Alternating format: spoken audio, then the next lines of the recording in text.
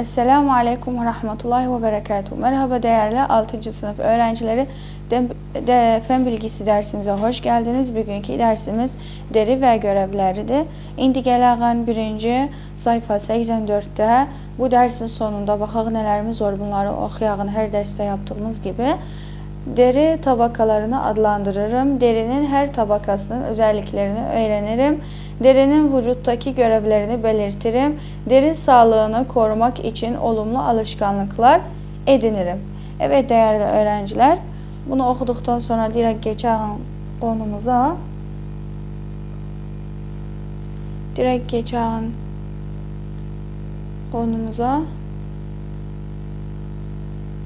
Burada ana fikrimiz var. Bunu okuyağın ana fikri.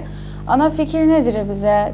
Deri insanın önemli organlarındandır. Biz bundan evvel aldık, vücudumuzdaki olan organları aldık. 5 duyu organlarımız var hani. Aldık dil, kulak, göz, burun. En son 5. organımız nedir? Deridir. Bu deri de önemli organlarımızdan biridir. Çeşitli görevleri vardır. İndi bu görevlerini dersi açıkladıkça ele alarıq özlərini inşallah. Bu görevleri yerine getirmesine yardım eden yapılardan oluşur. Deri sağlığının korunması için olumlu alışkanlıklar vardır.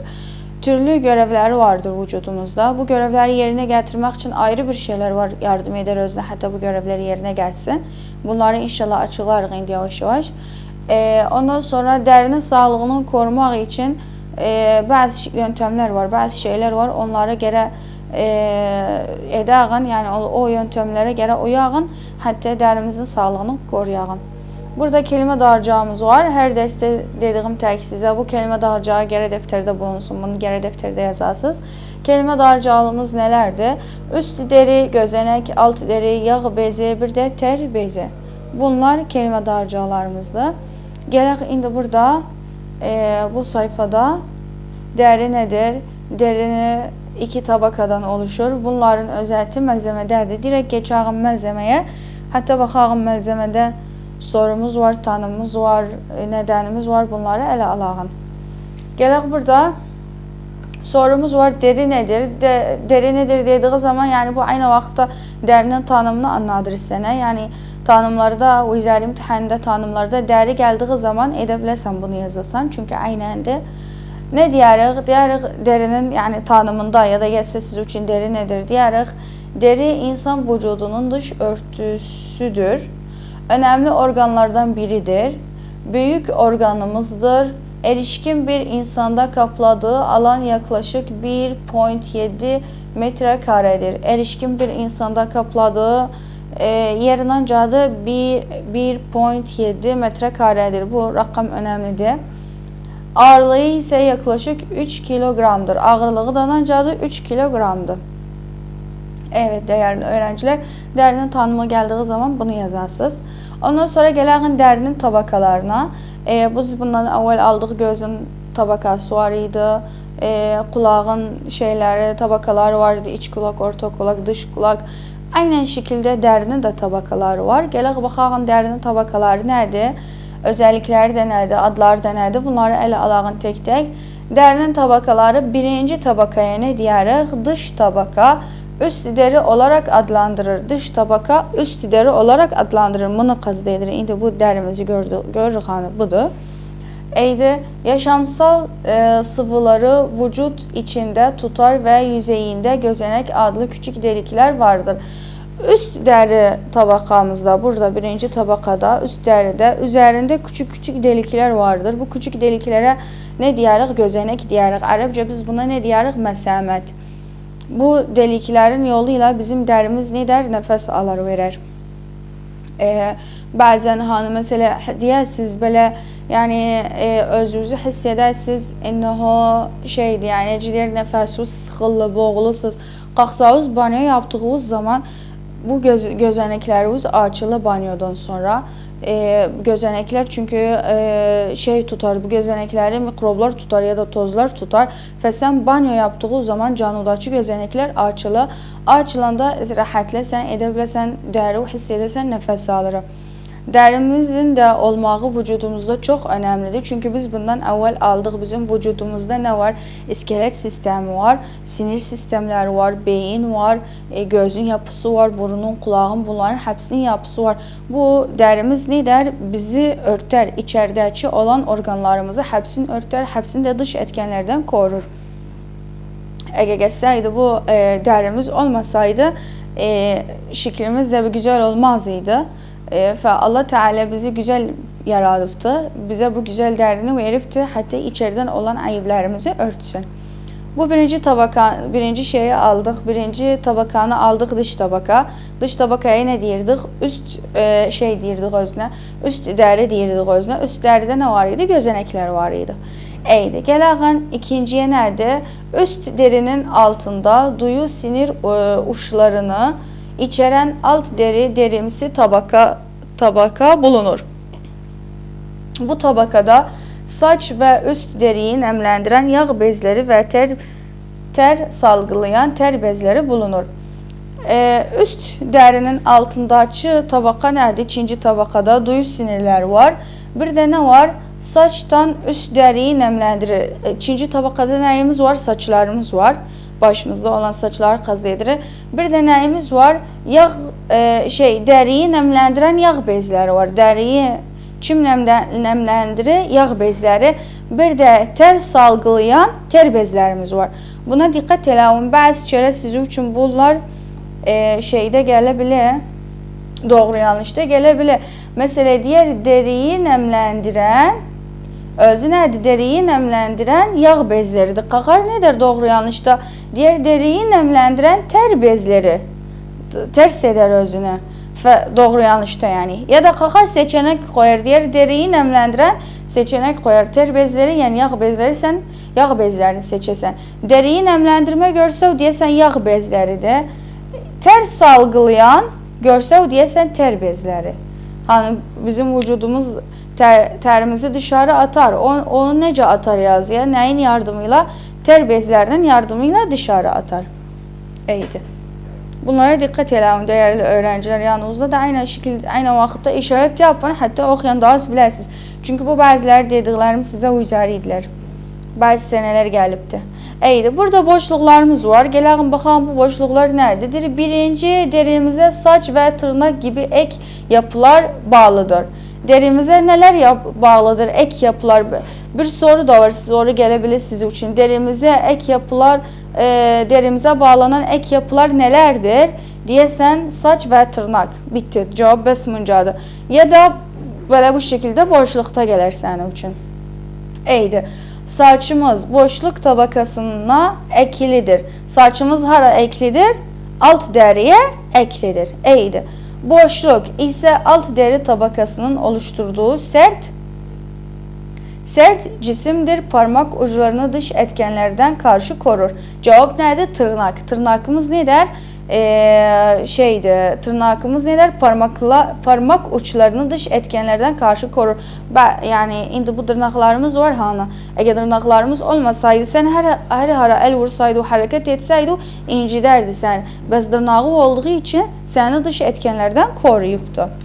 Eydi. Gələn indi bizim burada bir sorumuz var. Üst derinin görevi nedir? Cevap deyəsən yaşamsal sıvıları vücut içinde tutar. Üst deri hani dedik indi bu cəzəvali açıqladıq. Siz üçün üst deride dedik yaşamsal sıvılardan ayrı şey de var içinde. Saç çıxar içinde. Bir de ter bezləri ilə yağ bezləri də var. Ter bezləri vücudumuzu nemləndirir. Affedersiniz, yağ bezləri vücudumuzu nemləndirir. Ter bezləri də ter salgılar. Vücudumuzun terini salgılar. Eydi. Gələk indi gözenəkin tanımını ələ alağın. Gözenəkin tanımı önəmlidir. Sənələrin birisində gəlmiş idi. Ne deyəsən gözenəkin tanımı gəlsə? Deyəsən derinin dış tabakasının üst yüzeyində küçük delikler şeklinde bulunur.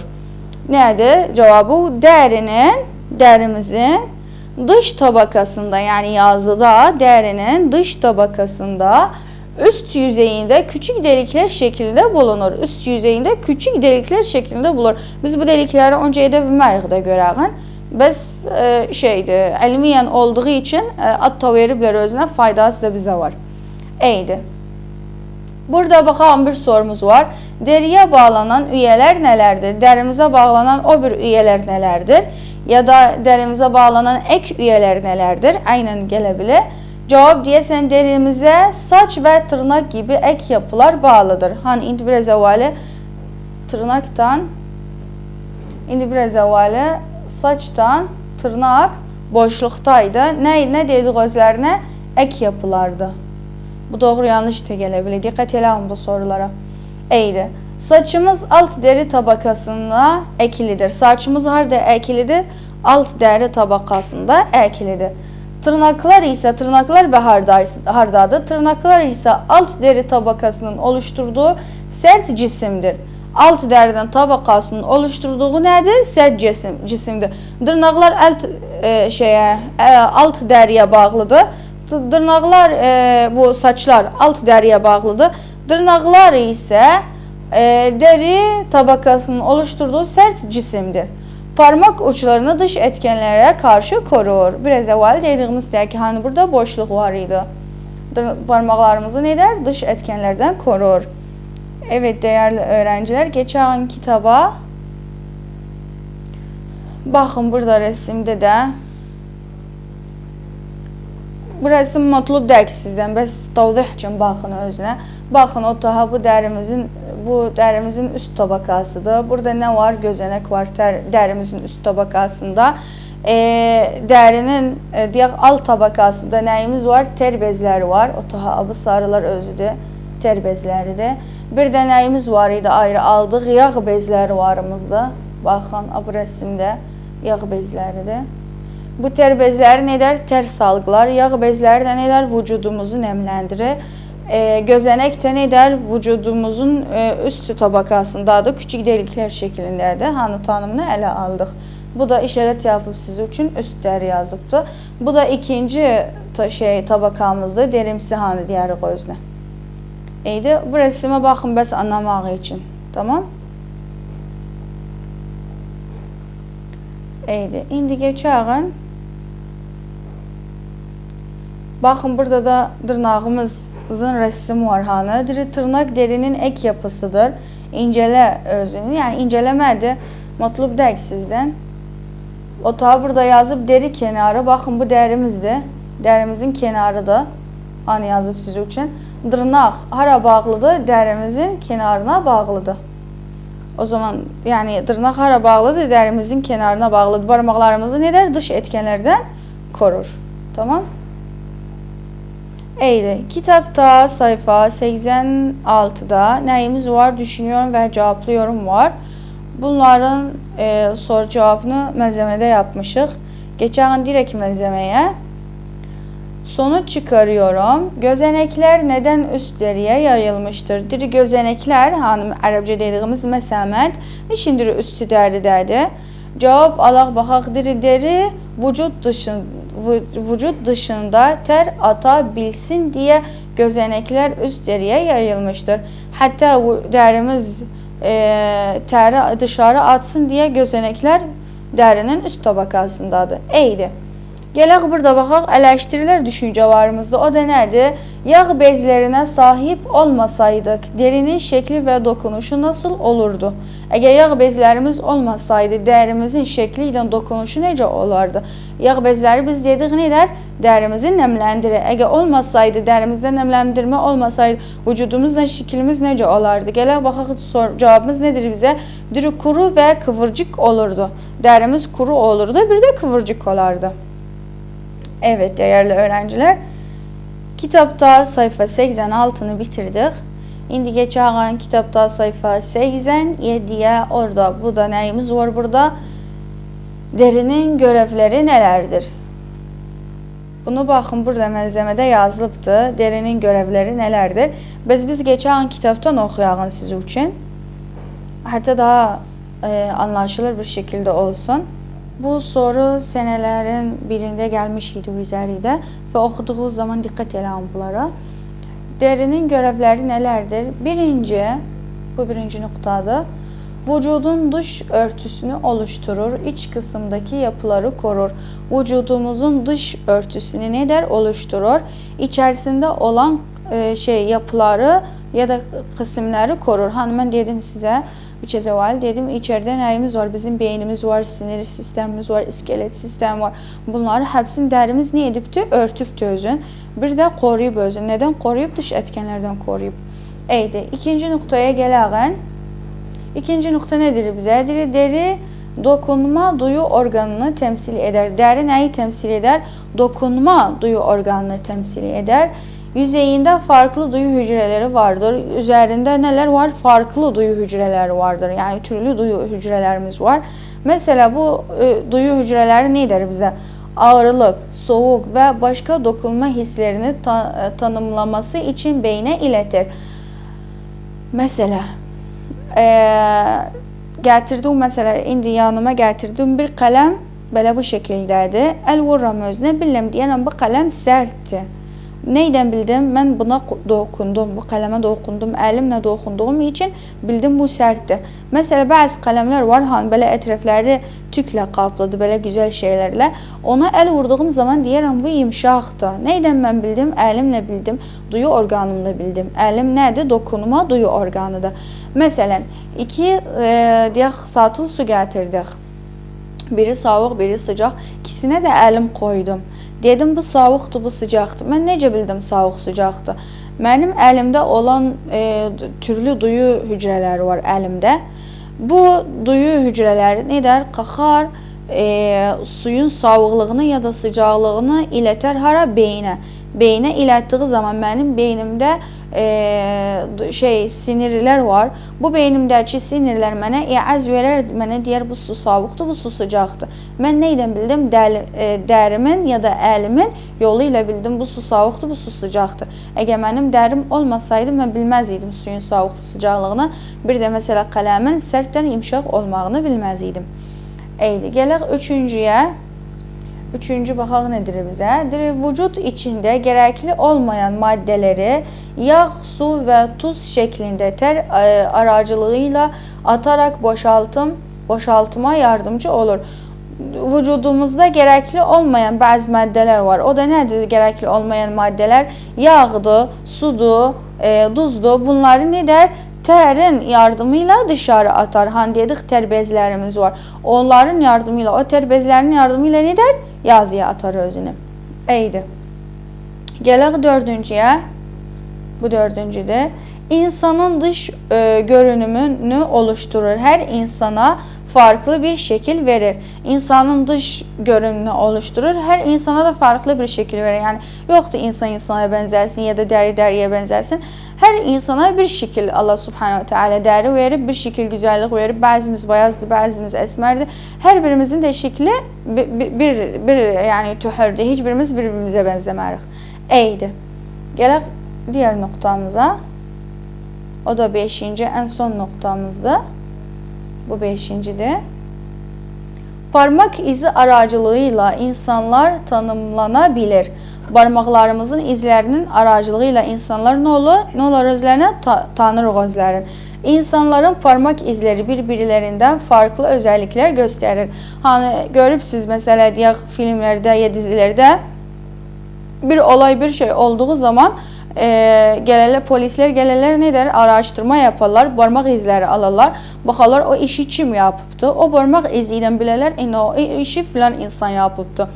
Hiçbir insanın da parmak izi diğer insanın parmak izine benzemez. Arada farklılık var. Evet değerli öğrenciler. Bu kitapta da buyumuz var idi. Burada düşünüyorum ve cevaplıyorum var. Kitapta sayfa 87'de keçağın direkt malzemeye, baxağın malzemede düşünüyorum ve cevaplıyorum. Sayfa 87. Sonuç çıkarıyorum. Baxaq sonuç çıkarıyorumuz nedir? Derinin temel görevleri nelerdir? Derinin temel görevleri indi az önce okudum siz için 5 nokta aynen olardı. İndi bir de tekrardan okuram siz için özünü. Birinci, vücudun dış örtüsünü oluşturur. İç kısımdaki yapıları korur. Deri, dokunma, duyu organını temsil eder. Yüzeyinde farklı duyu hücreleri barındırır. Ağır, soğuk ve başka dokunma hislerini tamamlaması için beyne iletir. Üçüncü, vücut için gerekli olmayan maddeleri yağ, su ve tuz şeklinde ter aracılığıyla atarak boşaltma yardımcı olur. Dördüncü, insanın dış görünümünü oluşturur. Her insana farklı bir şekil verir. Beşinci, parmak izi aracılığıyla insanlar tanımlanabilir. İnsanların parmak izleri birbirinden farklı özellikler gösterir. Evet, gələk indi eleştiriler düşünce. Eleştiriler düşünce nedir bize? Terlemenin vücut ısısına etkisi nedir? Yani terlediğimiz zaman vücut ısısına etkisi ne olur? Vücut ısısı dediğimiz derece hararamızı, canımızın derece hararasına etkisi var yani yok. Cevap vücut sıcaklığını sabit tutar. Bu da cevabıdır. Geçelim kitaba. Sayfa 87'ni bitirdik. Gələk sayfa 88'de deri sağlığını nasıl korurum? Evet değerli öğrenciler, bu soru çok önemlidir. Bu soruda hem gelebilir sizin için soru şeklinde bu mesele geldi. Böyle sizin için burada soru. Deri sağlığını nasıl korurum? Gələsiz siz deyəsiz 1, 2, 3, 4. 4 noktadır, 4'ünde yazarsınız. Aynen vaxtda da neden diye gələr siz üçün. Bu noktaların içinde neden var gələr. İndi bunları da açıqlarım siz üçün.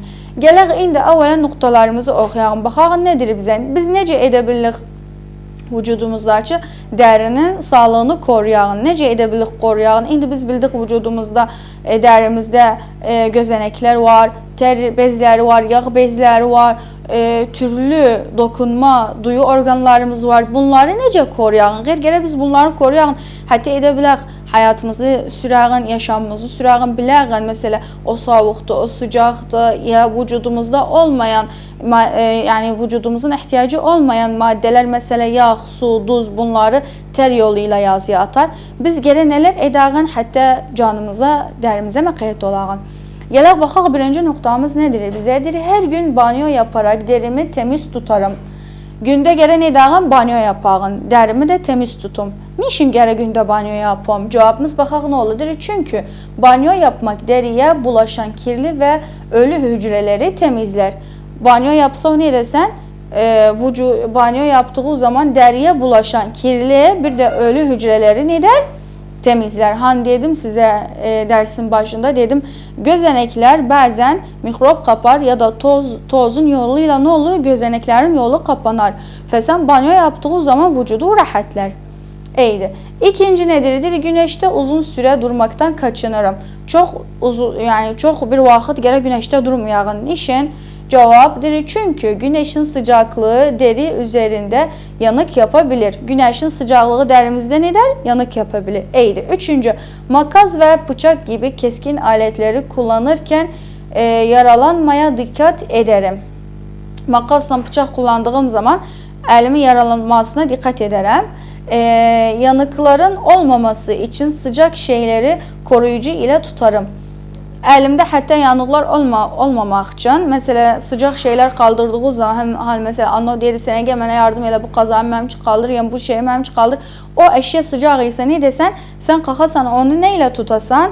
Koruyucu eşyalarla, yani mesela bir eski getirirsen ya bir şey getirirsen hatta onu kaldırırsan oradan oraya koyarsan eli de yanmasın. Koruyucu eşyalardan kullanasan. İyiydi. Dördüncü, yeterli miktarda su içerim. Gərək su çox içəğin, yeterli miktarda da olsun. Niçin? Çünkü su deriyi kuruluktan korur. Su derimizi neden korur? Kuruluktan korur. İyiydi. İndi gələğin burada nedenlerimize baxalım. Burada birinci nedenimiz. Mesela gəlirsə üçün soru. Her gün banyo yaparak derimi temiz tutarım. Burada yazarsa üçün neden? Neden? Tamam, soru işareti koyar. Sen ne diyesen cevabı çünküden başlar. Çünkü banyo yapmak deriye bulaşan kirleri ve ölü hücreleri temizler.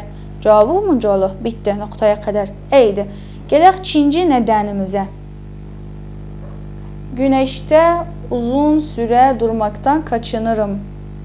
Burada aynen yazarsa üç neden? Neden?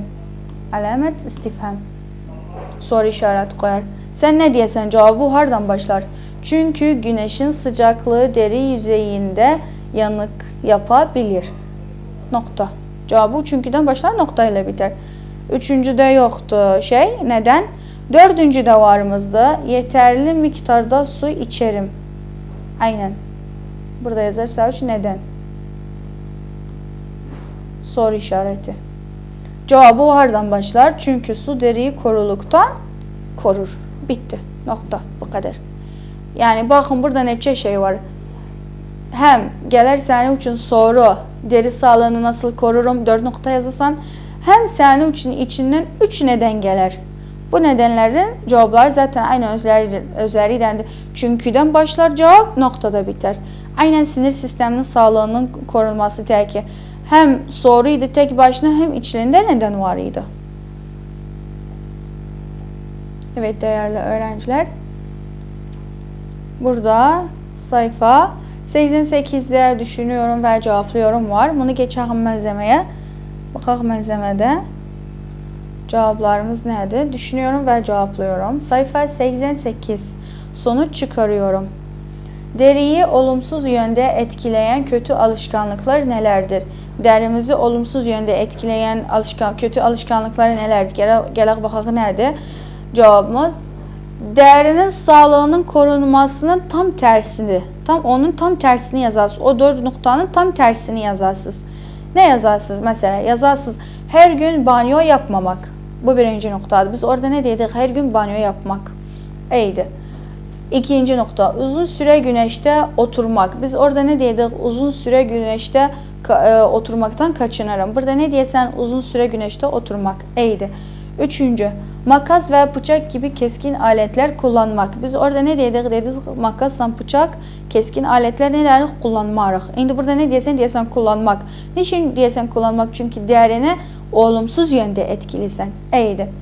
Dördüncü, yeterli miktarda su içmemek. Biz orada ne dedik? Yeterli miktarda su içmek. Hatta değerimizi kuruluktan korusun. Burada gelirsen ne diyesen? Tersini yazırsan. Niçin tersini yazırsan? Çünkü olumsuzdu. Tersini yazırsan diyesen yeterli miktarda su içmemek. Tamam. Geçelim eleştiriler düşünceye. Eleştiriler düşünce nedir bize? Deri ısıya maruz kaldığında neden kızarır? Derimiz hani indi kıştı. Mesela zopaya heater yanında biraz fazla oturduğunda qalxarsan mesela oradan o zopaya heater yanına qalxarsan baxarsan yanağı kırmızı olub, ya pembe olub, ya mesela əli ayağı kızarıbdı. Niçin belə olur ısıya maruz kaldığında? Gələk cevabımızı ələ alağın. Çünkü kan dolaşımının daha hızlı olması nedeniyle. Sen sıcağa yakın olduğu zaman kan dolaşımı neler? Hızlı çabalar ve hızlı çabaladığı zaman etkisini yazıya verir. Səni yanağı ya əli bunun rengi dəyişilir. Evet değerli öğrenciler. Kitapta sayfa 88'i de bitirdik. Geçen sayfa 89'da neyimiz var? Ders tekrarı varımızda. Ders tekrarına aynen direkt geçelim malzemeye. Ders tekrarı sayfa 89 ana fikir. Birinci sorumuz nedir bize? Derinin insan vücudundaki görevleri nelerdir? Hem görevlerini yazabilesen o 5 nokta, hem özet diye bunu yazabilesen. Diyesen insanın dış özelliklerini oluşturur ve kişiliğin belirleyen organıdır. İyiydi. Bilgi dağıracağı bu önemlidir. Gelebilir siz için soru, boşluk ya da doğru yanlışta. Dikkat edin özüne. Üst deride bulunan küçük deliklere ne denir? Cevap gözenek. Bu üçüncü de çok önemlidir. Senelerin birisinde üçüncü doğru yanlış gelmiş idi. Ter salgılayan bezlere ne denir? Cevap ter bezleri. Gelmiş idi. Ter salgılayan bezlere yağ bezleri denir. Özü cevabı ter bezleri de aynı. İyiydi. Okuma becerisi. Dördüncü, deriyi vücudumuzun en önemli organlardan biri yapan nedir? Gələk baxaq, metin rəhbərliyi ilə sonuç çıkarıyorum. Kırmızı ile yazılan cevaplardır. Dikkat edin özüne. Deri insan vücudunun duyu organıdır. Metin rehberliğinde. Sonuç çıkarıyorum. Deri insan vücudunun sıcaklık derecesini düzenler. İyiydi. Geçək temel kavramlar. Uygun cevabı seçiyorum. 5. Derinin önemli görevlerindendir. A. Vücuda destek ve dayanıklık sağlar. B. Kan akımını hızlandırır. C. Vücut ısısını düzenler. D. Bağışıklık sistemini güçlendirir. Biz ne dedik indi burada? Düşünün, bundan evvel açıklamalardan naqsını yaptık, naqsını dedik. Tabii ki cevabımız olacak C. C'ni dedik. Nədir C? Vücut ısısını düzenler. Eydi. 6. bu soru önemlidir. 6. soru. Bu senelerin birinde boşluk diye gelmiş idi bu 6.ya. Nedir bize 6. sorumuz? Erişkin bir insanın deri ağırlığı yaklaşık kaç kilogramdır? A. 4 kilogram, B. 3 kilogram, C. 5 kilogram, D. 6 kilogram. Cevap B. 3 kilogram. Boşluk gelmiş idi. Nece gelmişti bu soru? Erişkin bir insanın deri ağırlığı yaklaşık boşluk. Kaç kilogramın yerine boşluk etmişti. Ve sen direkt yazarsan 3 kilogram. Eydi. Gələk indi eleştiriler düşünce. 7. Tırnaklar neden canlı olmayan doku olarak kabul edilir? Tırnaklarımız nədir? Canlı. Dəqiq. Niçin? Çünkü cevabı çünkü tırnaklar her zaman elin hareketi sonucu eşyalara sürtünürler. Canlı yapılar olsaydı insanın elini kullandığı pek çok işi yapması zor olurdu. Çünkü senin barmağı çabaladığı zaman dırnaqları da çabalır. Eğer gelseydi, dırnaqları canlı olsaydı sen saytara edə bilməzdiydi o özünə. Çünkü sen o dırnaqları özündən çabalardı. Geçək kitaba. Kitapta bu sayfanı da bitirdik ders tekrarına. Geçəğin indi direkt neye? Bölüm tekrarına. Tamam. Bölüm tekrarına geçəğin. Aynen direkt geçəğin məlzəməyə, məlzəmədən bölüm tekrarını çözəğin. Bölüm tekrarı kitapta sayfa 92'den başlar. Burada neyimiz var? Bilgi dağarcığı. Aşağıdaki cümleleri uygun kelime ile tamamlayınız. Ağ tabaka, göz akı, orta kulak, retina, dış kulak, göz bebeği, iç kulak, alt deri tabakası, yağ bezleri, bir de üst deri, bir de ter bezleri, damar tabaka, bir de gözenek. Gələk baxaq birinci boşluğumuz. Tabii ki öğrenciler ders tekrarından bölüm tekrarının sorularına çok dikkat edin. Çünkü bunlar ihtimal üzerinde gelebilir. Bu boşluklarda seçeneklerdir. Bunlar çok önemli ve okuduğunuz zaman iyi dikkat edin üzerine. Eydi. Birinci nedir? Derinin ikinci tabakasına boşluk denir. Cevap al deri tabakası. İkinci gözün ikinci tabakasına boşluk denir. Cevap koreit. Üçüncü göz ışığın girdiği küçük deriye boşluk denir. Cevap göz bebeği.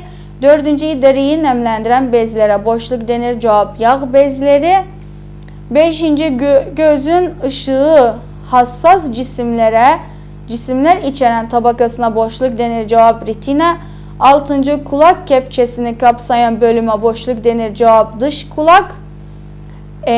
Yedinci derinin birinci tabakasına boşluk denir. Cevap üst deri. 8. kulağın işitme sinirlerine bağlı olan bölümüne boşluk denir. Cevap 3 kulak. 9. üst deriye yayılan küçük deliklere boşluk denir. Cevap gözenek. 10. bu boşlukta 3 kemikten oluşur ve kulak zarını içerir. Cevap orta kulak. Geçen diğer sorumuza temel kavramlar. Temel kavramlarda neyimiz var? Uygun cevabı seçiyorum. Bunlar seçenekti değerli öğrenciler. 11. aşağıdakilerden hangisi derinin görevi olup vücut ısısını ayarlar? A. Yağ salgılama, B. Terleme, D. Dokunma. Cevap B. Terleme. Eydi. 12. kulağın hangi bölümü titreşerek sesi orta kulağa iletir? A. Kulak zarı, B. Kulak kepçesi, C. işitme sinirleri. Cevap A. Kulak zarı. Eydi. 13. soruda daha bu seçeneklerimiz bitti. Soruya geçelim. 13. insanda duyu organları nasıl çalışır? Cevap insanda duyu organları sinir organları ile iletişim kurar. 14. insanda kulak nelerden oluşur? Cevap 1. dış kulak, 2. orta kulak, 3. iç kulak. Bilimsel beceriler. Aşağıdaki soruları tam cümlelerle cevaplıyorum. 16. sonuç çıkarıyorum. Neden tatlıyı acı tattan önce ayırt ederim? Yani nedir bu? Tatlı yediğim zaman tatlını, yani şirin yediğim zaman şirin yemeği keskündən əvvəl ayırt edərəm. Niçin? Baxaq cavabımız nədir? Çünkü tatlı tomurcukları dilin önüne düşer, acı tomurcukları dilin arkasında bulunur. Tatlı tomurcukları dilin ögündədir. Keskünün de tomurcukları dilin arkasındadır. Resime dönsəniz hatırlarsınız özünü. Eydi. 17. Koku alma olayının aşamaları nelerdir? Cevap: burun kokuyu havadan alır. Koku burun deliklerinden geçerek burun boşluğuna gelir. Boşluktan sinirlere ulaşır. Koku alma duyu sinirleri kokunun tanımlaması için kokuyu beyne iletir. 18. Karşılaştırma. Radarın çalışma prensibi ile insan kulağının benzer yönleri nelerdir? Cevap: radar sesleri alır ve tanır. Kulak da çıkardıkları seslere nesneleri tanımlar. Eleştiriler düşünce. 19. İnsanların kulak kepçelerinin boyutlarının farklı olmasını eşitme olayı ile bir ilgisi var mıdır? Cevap: hayır, ilgisi yok. 20. İnsanın tükettiği besin türü ile duyuların duyularının kuvveti arasında bir ilişki var mıdır? Cevabınızı açıklamaya getiriyorum. Cevap: evet. Eksikliği körlüğe yol açan A vitamini gibi görme duyusunu güçlendiren bazı besinler vardır. Evet değerli öğrenciler, bugünkü dersimiz bu kadar. Gelecek dersle görüşmek üzere. Hoşça kalın.